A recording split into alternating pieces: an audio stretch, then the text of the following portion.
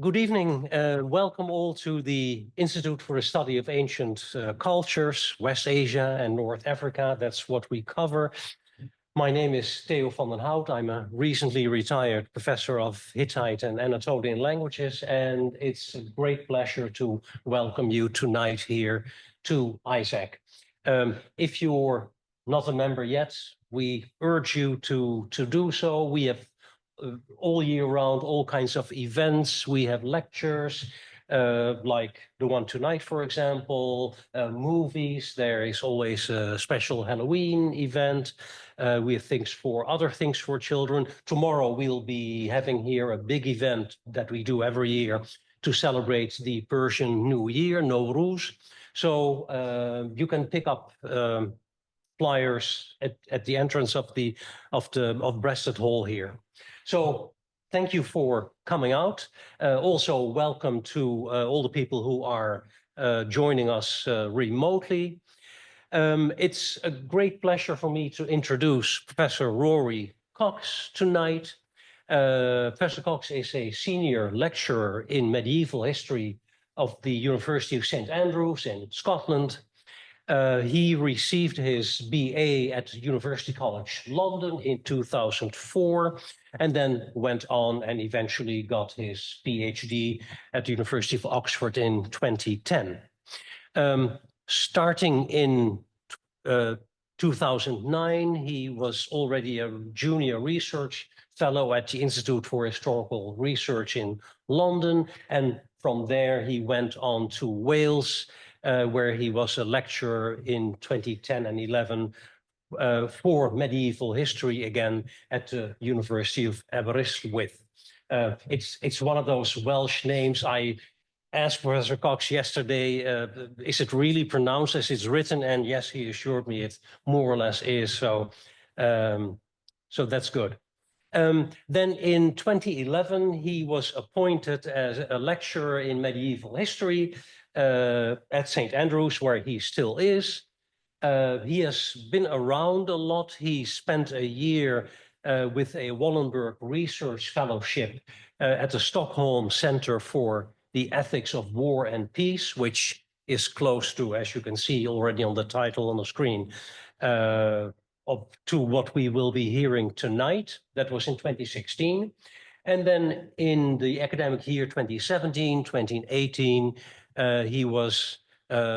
he had a humanities collaboration research fellowship at Caltech, the California Institute of Technology, and the Huntington Library in LA. His work focuses, as we will no doubt hear more about tonight, on the historical relationship between war and ethics, an unfortunately very timely topic, or a topic that is timely, I guess, in any period of history. And he published in 2023 a hefty book about this, Origins of the Just War, with the subtitle Military Ethics and Culture in the Ancient Near East. And I must say, I read it, and I can recommend it only in the warmest terms. If you are interested in the topic, as I said several times, he is a lecturer in medieval history. So the book is about the ancient Near East, so that's quite a bit earlier. And I must say I have admired how he has immersed himself in the world of the ancient Middle East. The book contains, apart from an introduction and conclusions, 3 parts, one on military ethics in ancient Egypt, in the world of the Old Testament, and the world of the Hittites that are very close to my heart.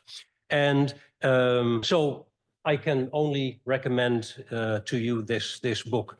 And I'm not the only one recommending it, because in 24, just last year, Professor Cox was awarded the Distinguished Book Award for Non-U.S. Military History by the Society for Military History. So I hope you will join me in welcoming Professor Cox, who will speak on the same old problems, ancient military ethics and modern conflicts. Professor Cox. Thank you. Thank you so much. I'm as Theo made clear, I've wandered around a bit in terms of chronology. As an undergraduate, I actually started in ancient history. My first degree is in ancient history. I then moved into the Middle Ages. I eventually have published on topics like torture and terrorism in the 20th and 21st century. But and then before going back to the ancient world again. So I've always been a firm believer that I think of myself as a historian rather than a historian of a particular period, and I've always enjoyed taking and comparing between periods and between cultures. But I'm absolutely delighted to be here at the Institute, which is obviously, for 100 years has been a leading light in the history and archaeology of the Near East. It's one of I think it was the first research institute at the University of Chicago, and it really is a jewel in the crown of the University of Chicago's. And to be in Breasted Hall particularly is very exciting for me. And I'd like to thank Theo particularly. A serendipitous series of events led to my wife, who was an alumna of this institution, meeting Theo at her 20th anniversary for her matriculation and mentioning to him that I was working on the Hittites, and he said, oh, please, it would be great for him to contact me, and gave her his card.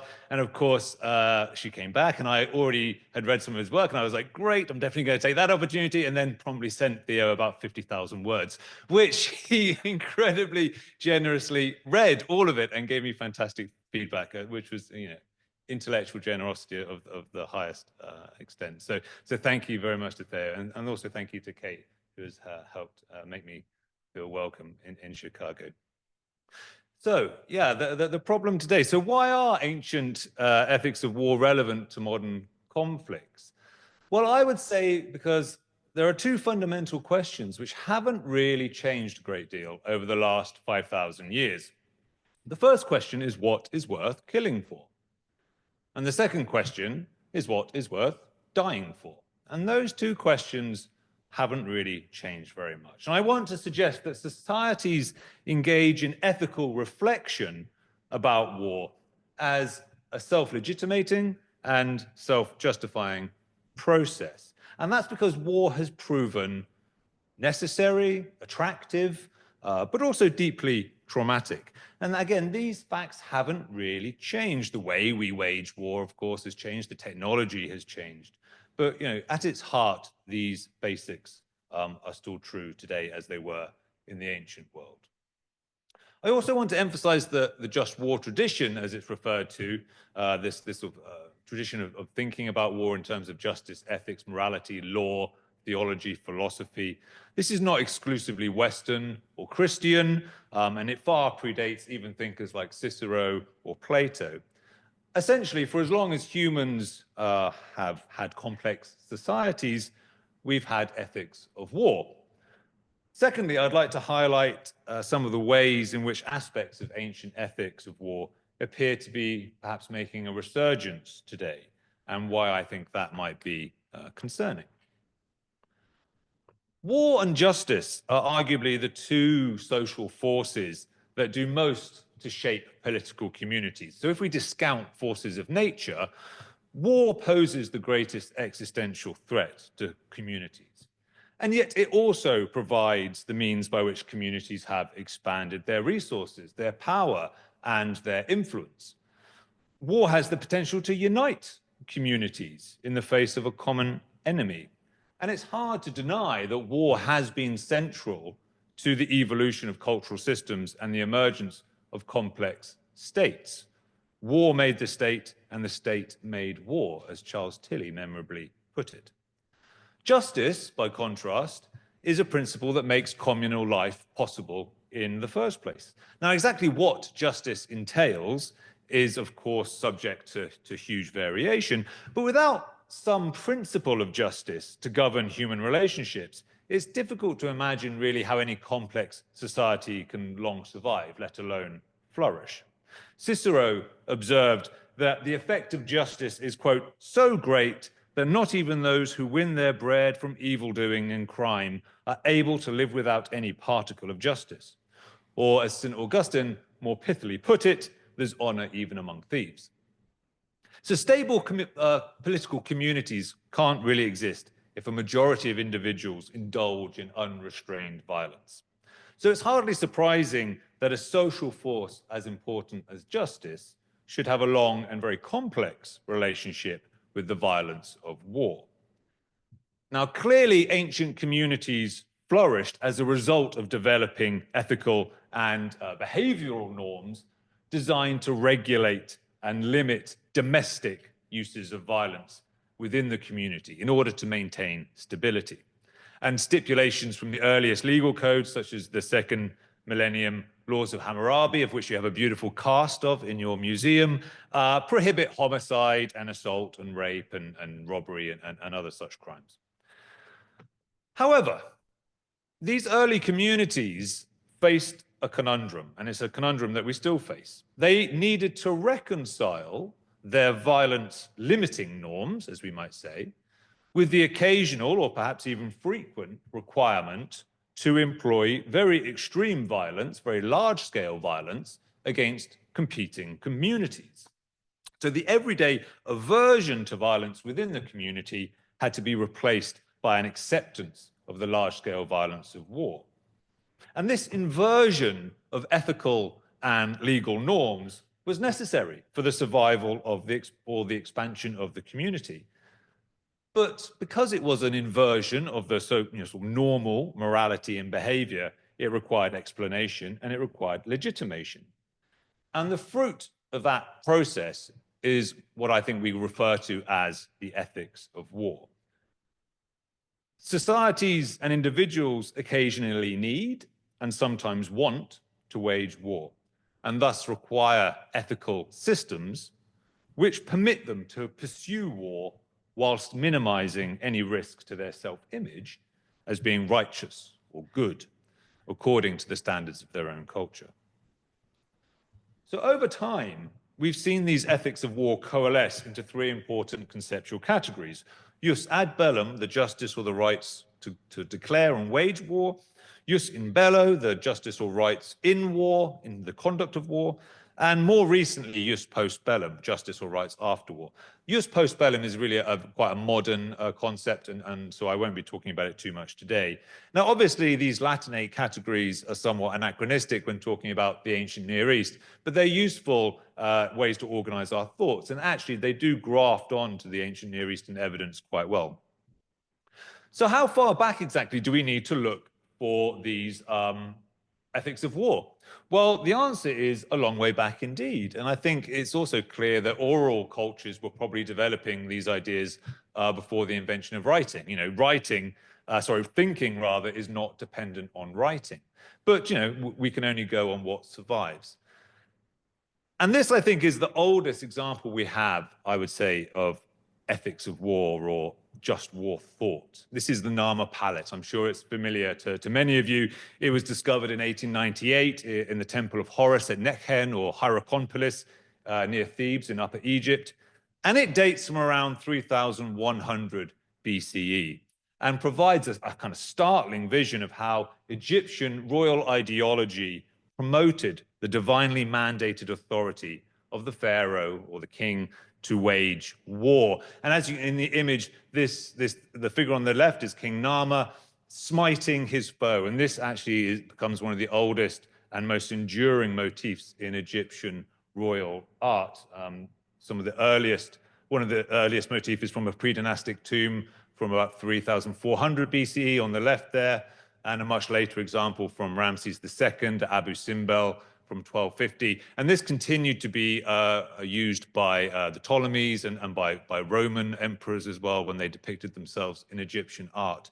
But just to go back to the Nama palette, what you can see is essentially the king executing his defeated foes under the watching, approving gaze of the gods. And on the obverse, on the right-hand image, which is just the opposite side of the palette, the king, as a sort of superhuman figure, is inspecting rows of decapitated corpses with their hands bound behind their backs and their heads between their feet, under the divisions of his army, which again, each army division was under a specific god. So in other words, scenes of extreme violence, but all done as under the approval of the gods, as a symbol of justice and as an assertion of the king's authority. So this is a very early but very sophisticated piece of political thought, and I would claim just war thought. So, from at least 3100 BCE, Egyptian royal ideology is promoting the divine authority of the pharaoh to wage war. And pharaohs claim a type of universal sovereignty. This is from the temple at Karnak to the god Amun-Re, and he speaks to the pharaoh Thutmose III, bestowing the earth on him. You can see he came to tread on those of Asia, the eastern lands, the western lands. I let them see your majesty as the avenger. I came to let you tread on earth's limits. And it goes on like this, sort of ad nauseum. Between the paws of the great Sphinx at Giza, there's an inscription which declares all countries have the pharaoh's protection. So with this sense of universal sovereignty and authority, Egypt developed a very clear notion of justified self-defense of its territory, of its people, and of its wealth. The defense of Egypt was even conceived on a cosmological level. Defending the kingdom constituted the defense of Ma'at, a goddess embodying order and creation and justice and righteousness. And Ma'at was opposed by Isfet, a principle embodying chaos and disorder and injustice and evil. And for Egyptians, war then was a struggle of Ma'at against Isfet, order against chaos, a chaos Kampf, as the Germans would say. And this is an image of Seti I offering Ma'at, the goddess there, in his hands, often depicted simply as an ostrich feather. And you can see that in the previous image. You probably can't quite see it, but there's an ostrich feather just above Ramses as he's about to execute a whole horde now of people rather than just a single victim. Because Egyptian kings claimed to rule all people and because Egypt represented civilized order, anyone who went to war against Egypt was manifestly unjust. Egyptian sources refer to evil foreigners like Libyans and Nubians who were disobedient to the pharaoh. And the pharaoh claimed to be the guardian, the sole guardian of Ma'at. Egypt gave itself an uncontested legitimacy to fight against what it saw as external barbarism. So in effect, every Egyptian war was understood as defensive because it was a defense against Isfet, even if it was a patently offensive war. So even when the pharaohs are invading other countries, it's a way of expanding the realm of Ma'at, expanding the realm of justice. And this is seen as a self-defensive act. In short, every Egyptian war was just. Unfortunately, this meant that there was an ideological and religious imperative to completely annihilate Egypt's enemies, at least according to royal propaganda and ideology. Pharaohs boasted about slaughtering enemy princes and hanging them from the bows of their warships, or impaling them outside the walls of their cities, which this hieroglyph doesn't leave too much to the imagination. The pharaoh Senusret and Amenhotep II describe slaughtering and burning alive hundreds of prisoners of war, including women and children. Time and time again, pharaohs glorify in how many enemies they've butchered, how many people they've enslaved. At the Great Battle of Kadesh in 1274, Ramses II claimed to have defeated hundreds of thousands of Hittites single-handedly, backed up only by an inspiration from Amun-Re. And actually, in one of the great early examples of sort of diplomatic sarcasm, word gets back to the Hittites of these claims by Ramses that he single-handedly kills all these Hittites without any help. And Hattusili III writes to him and he says, "Really? You won the war all by yourself? There weren't chariotry or an army there? You know, that's not how we remember it."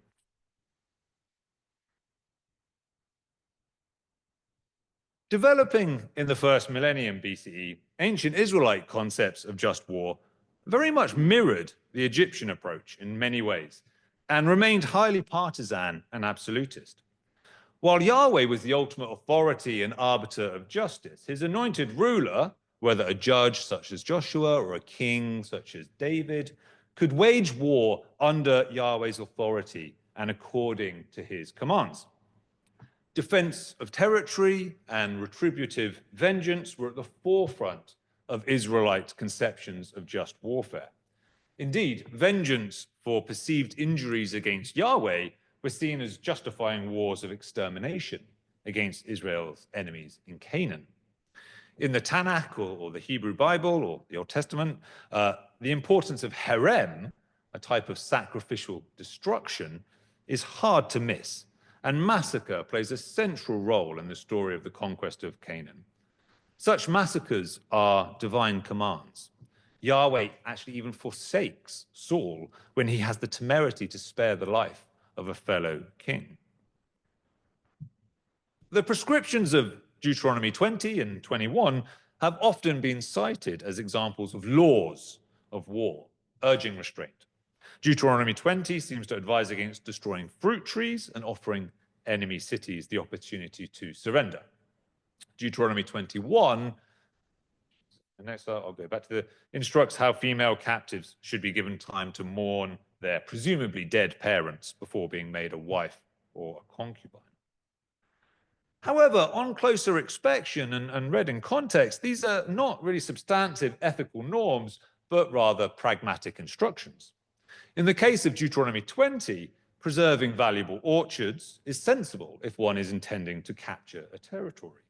And the mercy offered to enemies is merely the offer of enslavement rather than death, and even then only offered to certain enemies. So it's a small mercy, one might say.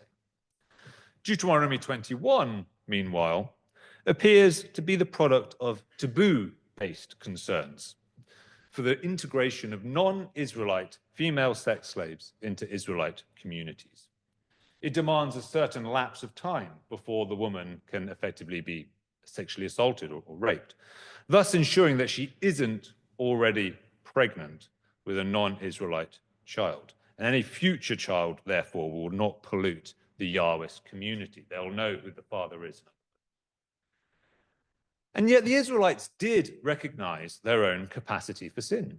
As the story of Israel, Samaria, and Judah unfolds in the Tanakh, these sins become increasingly stark, and they finally lead to the destruction of the Israelite kingdoms and the humiliation of their peoples. However, while Israel's enemies might triumph, it was emphatically not because they were righteous or held a legitimate political grievance, according to the books of the Tanakh. Just like the ancient Egyptian perception of foreigners as representative of Isfet, evil, wickedness, disorder, Israelite thought perceived all non-Yahwist, non-Israelite peoples as inferior, destructive, and unjust. While such enemies could be used by Yahweh as a type of punitive rod to beat his wayward people, those enemies never possessed justice or rights themselves. And the question of justice only ever concerned the relationship between Yahweh and his chosen people. Essentially, if the Israelites were faithful to their covenant with Yahweh, then their military actions, however they might appear, were ipso facto justified. If they violated their covenant with Yahweh, then all their actions were ipso facto destined to failure, effectively. But it didn't make their enemies just or right.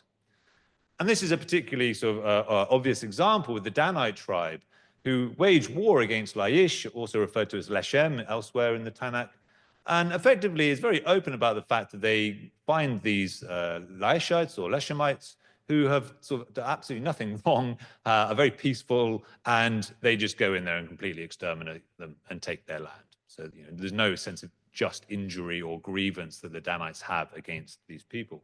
It's simply a brutal military operation and decision. There was an exception, however, to this pattern of chauvinism and absolutism. And this exception stemmed from the Anatolian civilization of the Hittites. Coming to military and political prominence in the mid-second millennium BCE, the Hittites became one of the great military superpowers of the ancient Near East. And again, there's some wonderful archaeological material contained within the Oriental Institute Museum. Hittite culture, which is clear to anyone who's had the pleasure to study them, is deeply legalistic. And it was natural for them to view war as a process of divine and mundane legal judgments. Self-defense was seen as a principal cause for war, but the defense of allies, the restitution of property, and the vengeance, the vengeance for divine and mundane injuries, especially oath violation, and they took, as I said, going back to their legalistic way of thinking, they took oath violation incredibly seriously. These were all recognized as important reasons to wage war. For the Hittites, war was regarded really as a legal process, prosecuted in the court of the gods. And Hittite kings would ritually present their case before the court of the gods, hoping to establish their just cause and secure divine favor. And this is a prayer of Anuwanda and Ashmunikel to the sun goddess of Arana, doing exactly that, laying out there that they've been injured, they've been plundered and attacked, and essentially showing that their enemies are unjust and asking for divine aid in punishing their enemies to redress this balance of justice. To win in war, though, one had to be righteous, both in personal moral qualities of the king, as well as the legitimacy of the cause for which he was fighting. And this was all part of the process of proving to the gods that you had a just cause and that you had proper authority and that they should give you their support. The Hittites were entirely open to integrating new deities into their pantheon, so much so that the Hatti is often referred to as the land of the thousand gods. And I think this theological openness, for want of a better word, helped to mitigate some of the more severe theological absolutism that we see in Egypt and that we certainly see in Israelite thought, also in places like Assyria as well. The Hittites don't appear to have conceived of war as a moral or cosmological zero-sum game, in which the complete annihilation of the enemy was a necessary or even desirable outcome. Hittite culture also believed in the inheritability of sin, which passed from parent to child, and could only be forgiven by correcting the original error and appeasing the correct gods. As the father of the kingdom, the crime of any one king, such as breaking a treaty oath, would result in the entire Hittite state and people being punished by the gods, for example, by plague or by military defeat. And such punishment might continue until appropriate penance was offered. So it was essential to discover exactly what the original sin was, and this could lead to a forensic analysis through the Hittite archive, the royal archive, of any potential historical errors committed by current or previous kings. So in other words, no matter whether one king was quote unquote guilty of something, if a previous king had committed an error, it was the responsibility of the current king to put that error right. This is really forcefully and unusually articulated in the so-called plague prayers of Mashili II. And as far as the early history of just war thought is concerned, the Hittites seem to be exceptional in their willingness to admit error in the arena of international relations and to countenance the possibility that their political competitors and enemies could actually possess a legitimate grievance against them. So, for example, in the plague prayers, Mashili admits that his father had broken the terms of a peace treaty with Egypt, and this was all surrounding the diplomatic furore caused by the murder of Prince Zenansa, which followed the death of Tutankhamun. And so he finds he says in the archives, or his scribes find in the archives, evidence that perhaps his father went to war even though he was bound by a treaty oath to peace with Egypt. And he accepts that the gods perhaps are ravaging Hatti with a devastating plague, which was brought back by the prisoners of war that his father captured during this campaign against Egypt, that plague was clearly a punishment for the oath violation committed by his father. And this plague was devastating. It lasted over 20 years and really caused a huge number of problems. A generation later, Hattusili III wrote to the king of Ahiyawa, that is the king of Mycenae, admitting that his own youthful braggadocio had provoked the Ahiyawan king into a conflict with Hatti over the island of Cyprus.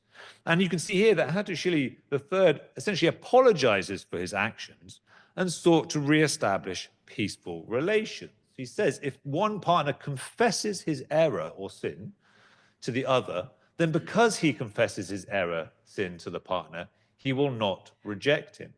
Because, therefore, I have confessed my error, sin to my brother, let there be no more hostility between me and my brother. And I know that Professor Vandenhout is working on a really exciting article at the moment where he also explores this idea that if you confess your error or sin, the punishment should be mitigated. This is a good sort of practice seen within Hittite culture. And it seems to be mirrored here in this letter to the king of Ahiyawa.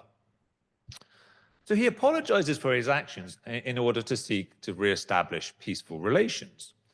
In both cases, then, with Mashili II and in Hattusili III, the Hittite kings are willing to admit that the Hittite state, or the Hittite monarchy, had acted unjustly, and that their enemies, therefore, had a legitimate grievance against them. It's impossible to exaggerate how unusual this was in the ancient Near East. It would have been inconceivable for an Egyptian pharaoh or an Assyrian great king to offer such an admission of guilt. It simply would not have happened, as far as I'm aware anyway. If you have any examples that you found, I would love to hear about them. Similarly, I think the originality and importance of this step in just war thought cannot be overstated, because with it, we see the first recognition that the possession of justice in war isn't the monopoly of a single state or people, that it's getting towards a more objective analysis of justice rather than entirely chauvinistic and subjective analysis. So in sum, ancient Hittite thought contained the seeds for the first genuinely self-reflective analysis of war and the ethics of war. The Hittites accepted the possibility that they could be wrong and their enemies could be right. And this type of honest self-reflection, I would argue, is an essential component of the type of ethical analysis upon which sophisticated just war theory depends. So ancient Egyptians, Hittites, and Israelites, they all developed sophisticated jus ad bellum traditions built on moral, religious, legal, and ideological foundations. Unfortunately, except perhaps for the Hittites to a certain extent, such was the strength of these ad bellum traditions that the jus in bello doctrine, the idea of regulating conduct in war or restraining conduct in war, those kind of doctrines were almost completely ignored. If you're convinced of your absolute right and that you're absolutely right and the other side is absolutely wrong, then why would you limit your use of violence? Again, and you could look at Assyria as well as an example of this, and Professor Oded has done some great work there. Throughout the ancient Near East, there were no prohibitions on weapons or tactics. Summary execution on or off the battlefield was possible, although mass enslavement was also very, very likely. Enemy corpses were routinely mutilated, and you can see here from Medinet Habu in Egypt that hands, in this case, or ears, or feet, or phalli, were collected to tally the number of enemy dead and reward soldiers accordingly. There was no distinction made between combatants and non-combatants. Women and children enjoyed no immunities and were frequently targeted as desirable slaves. All enemy property was considered a legitimate target, from temples and palaces to precious metals and foodstuffs. Plunder was an extremely important component of war for commanders and soldiers alike.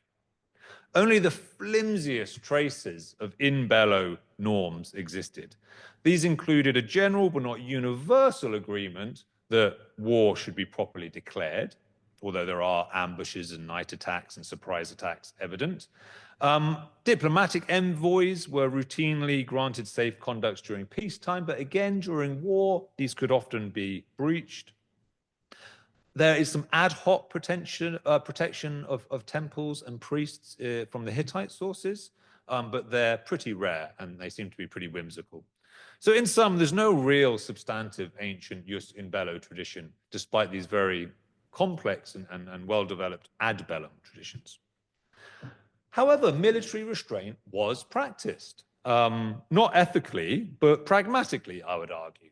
So you can't kill everybody. That's neither politically, nor economically, nor practically feasible in an era of pre-mechanized warfare. It's often more to your advantage to show restraint. So that means that we have this sort of counterintuitive situation where ancient warfare in practice was probably less brutal than the ancient ethics of war allowed. The ancient ethics of war were highly permissive, but I think the practice was probably restrained through pragmatism. It's an opposite situation of what we have today, arguably, where we have a very highly regulated legal system and ideas about restraint in war, but we are unfortunately seeing them frequently ignored in practice.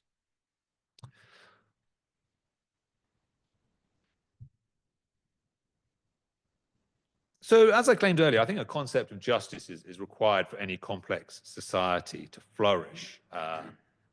And most people want to act morally or to seem to act morally. So this norm-defying violence of war requires a degree of sacralization. And I think the emergence of the ethics of war is also grounded in the fear of death, that we forget that just war doctrines are designed not only to justify the act of killing, but to rationalize or sacralize the very real risk of death.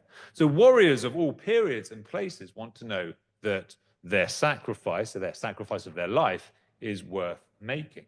Because I don't think we should forget that assessed in purely material terms, the risk of war to individuals might often seem to outweigh the potential benefits. And many individuals might wish to avoid those risks. What the ideal of the just war does is that it renders a perilous and traumatic activity into a symbolically meaningful act. And I'd argue that the ethics of war might be seen as a form of psychological coping mechanism. It's seeking to assuage the trauma of killing and the fear of death by rendering war as a positive moral act, or at the very least, not a negative one. And it's also an uncomfortable truth that certain people fantasize about war and others profit from it. And if we look at the archaeological evidence and even think about our own modern cultures, it's much easier to find examples of war being glorified and warriors being praised than it is to find examples of wars being condemned and warriors being criticized. And this goes from the ancient world, from pretty much wherever you can find it. There's some examples here from China, India, Egypt, the Hellenic world, up to the modern world of video games and action figures. And I think the ideas and language of just war have often played a role in convincing publics that killing is permissible, even laudable, and that dying for one's country or beliefs is an acceptable risk. So does this reduce, ancient and modern just war thought, ethics of war, to a strain of pragmatism or political realism? Are just wars just war, as Ken Booth once observed? Well, in a word, no. I don't think so. Because over the course of history, societies and warriors have displayed a consistent desire to perceive themselves as good and righteous. And as a result, they have often imposed limits and penances on themselves in order to satisfy those idealistic demands. Now, sometimes, those aren't particularly harsh or they're not always abided by, but they are there, which is something in and of itself. And that's because, again, communities require and believe in concepts of justice, as well as the religious or secular ethics that they reflect. And so, again, theories of just war fulfill a need for individuals to believe in the essential virtue of their community and its actions, and by extension, it gives them faith in their own virtue. So how is this all relevant to the ethics of contemporary armed conflict, or the problems that we're finding in contemporary armed conflict? Well, I don't need to say to anyone here that, but it probably bears repeating that our modern cultures are melting pots of many and varied ingredients, and some of those ingredients are very ancient indeed. And there's good evidence that much later just war thought from the Judeo-Christian, the Greco-Roman, the Judeo-Islamic traditions have roots in these ancient Near Eastern doctrines. And so to better understand the ancient is to better comprehend the modern.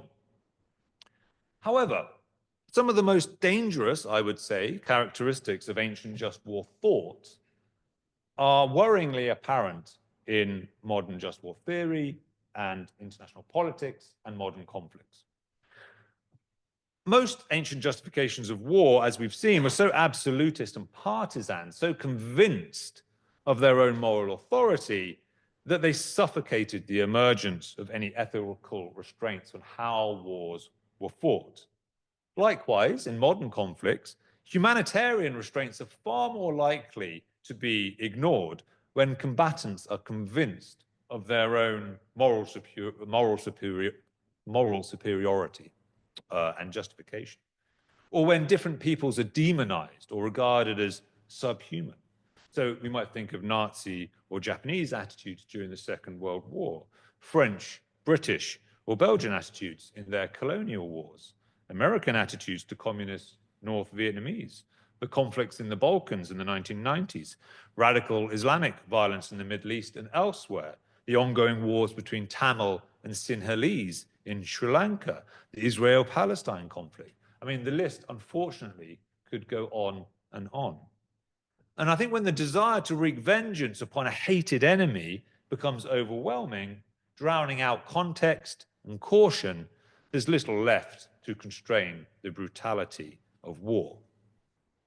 Now, if we make sweeping judgments about the enemy as a whole, there are fewer reasons to protect members of the enemy population who have nothing to do with war, ostensibly. Civilian death rates are notoriously difficult to accurately assess, especially for pre-modern wars and even in modern wars.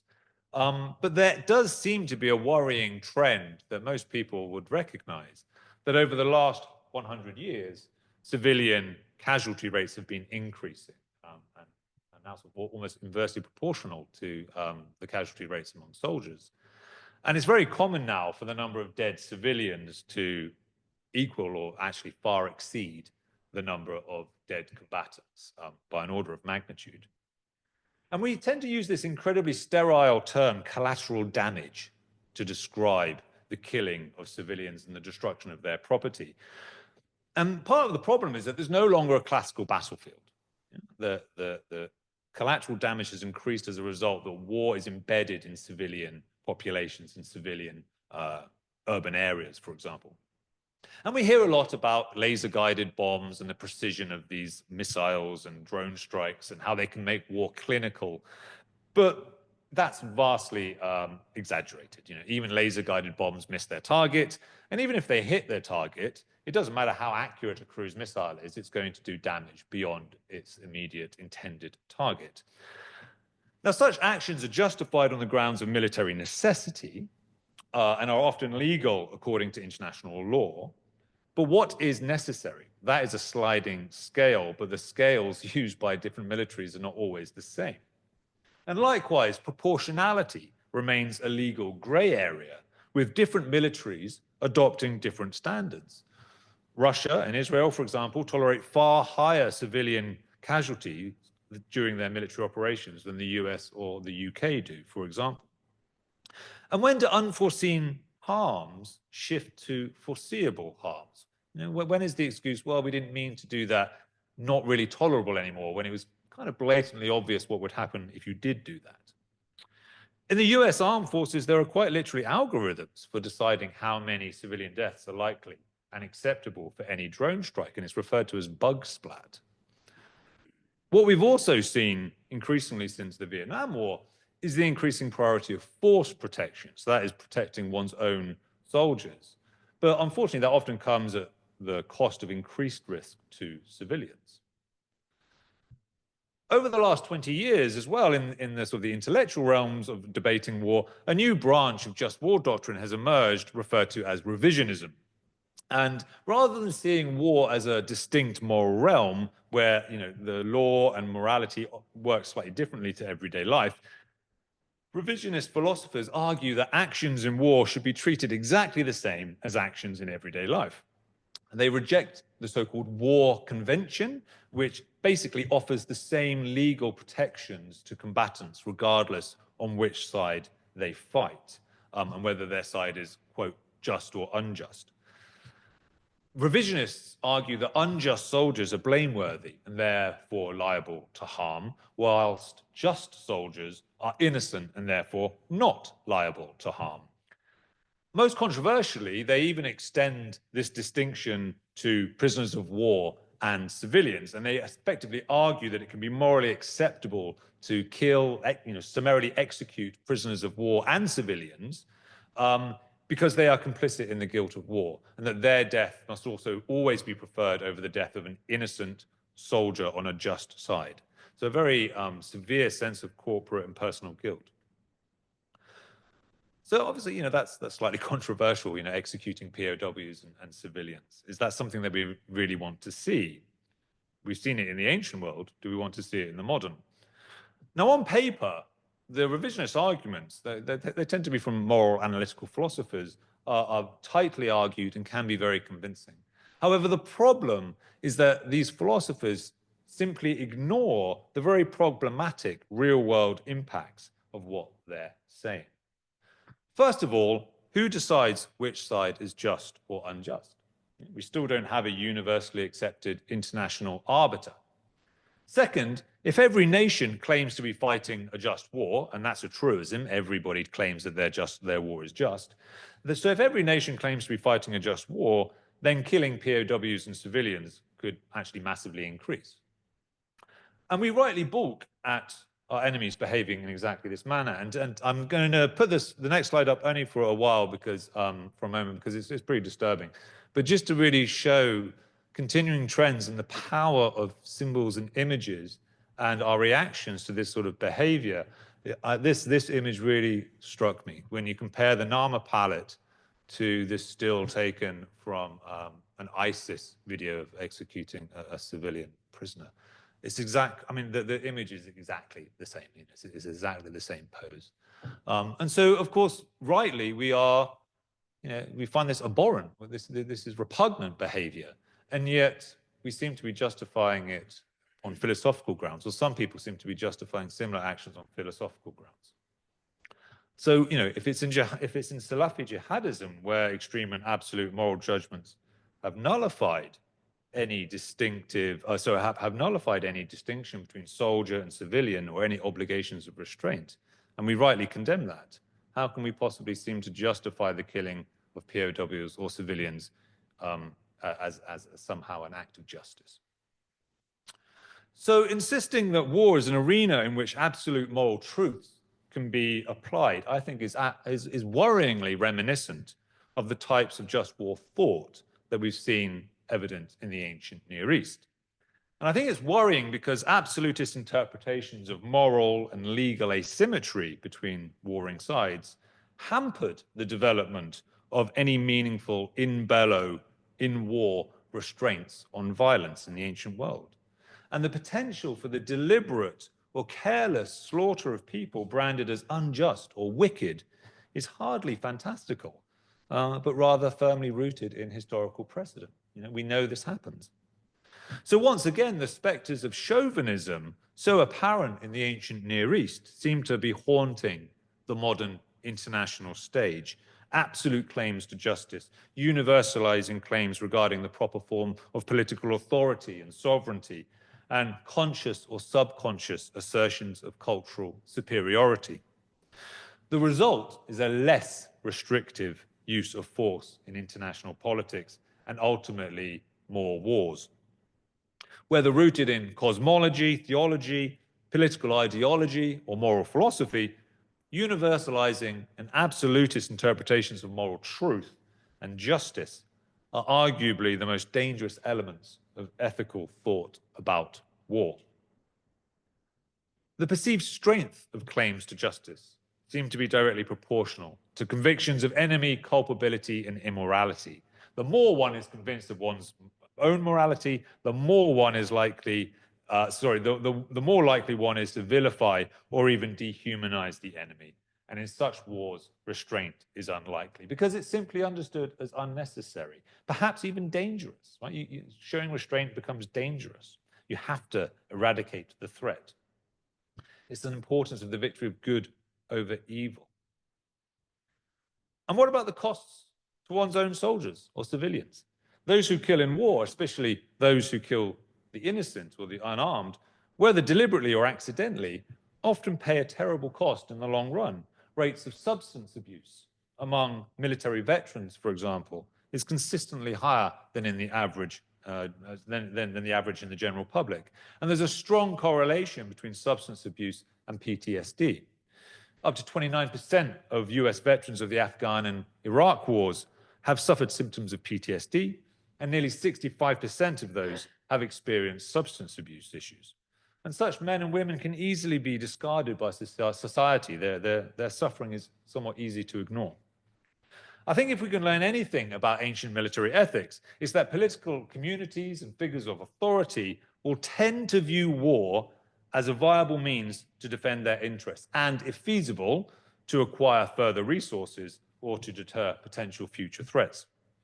And in seeking to justify military action, political leaders are likely to continue to adopt the historical language of just war, drawn from a variety of traditions relative to their particular cultural context.